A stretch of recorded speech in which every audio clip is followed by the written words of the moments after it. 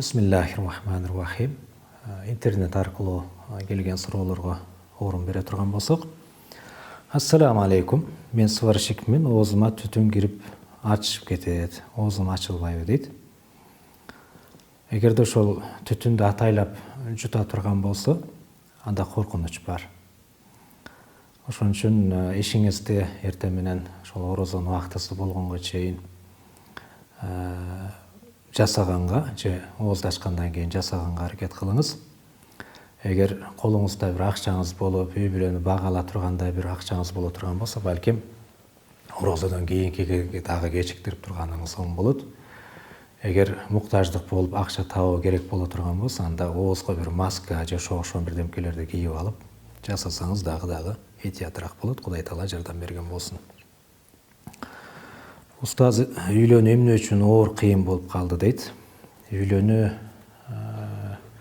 кыйын деле эмес, болгону адамдар өздөрү кыйындаштырып алды.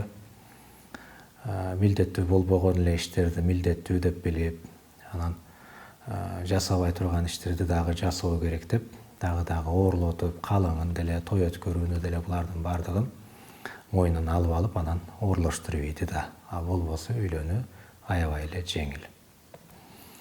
Ассаламу алейкум, мен намаз окуйм, кайнатам ичип келип, менин көңүлүм оорута берет. Бир күн дагы ичип келди.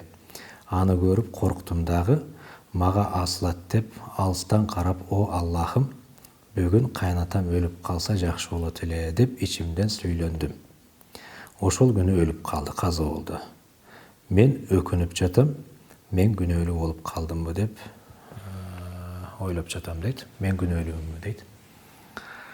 Момун киши экинчи бир момунга, мусулманга бир жаман дуа кылганы жакшы эмес. Пайгамбарыбыз саллаллаху алейхи ва салламга бир күн бир аял келип, менин күйөөм мени жакшы көрбөйт, мени жаман көрөт. Анан ошону өзүмө каратып алуу үчүн бир дуа кылсам болобу, баягындай бир кара дуа окутуп алсам болобу дегендей бир мааниде айтат. Ошондо пайгамбар саллаллаху алейхи ва саллам азыр ушинтип айтканыңда Аллах Тааланын аршы титиреди деп катуу эскерткен эле. Ошон үчүн момун киши эч бир момунга, башка бир мусулманга бир кара дуа окутуппу же бир башка дуаны окуппу, анын адашып кетүүсү үчүн же бир зыянга учуруу үчүн дуа кылганы жакшы эмес. Дайыма момунга жакшы бир дуада, жакшы бир ойдо болгонго буйрулганбыз. Анан ал дуа кылгандыгыңыз үчүн эмес, балким ошол ажалы жеткендиги үчүн өлдү деп билебиз. Бирок андай дуа кылганыңыз жакшы болбой калат. Мен daarатты илегенге алам дейт. Жана бир тазике чарага дегени го. Анан суусун жанагы daarат алып бүткөндөн кийин топтолгон сууну унитазга төксөм болобу? Же сыртка алып чыгып төгүүм керекпи дейт. Жок, аны кайсыл жерге болсо дагы төккөнгө боло берет. Болгону адамдарга, башкаларга зыян болуп калбай тургандай болуусу керек болот.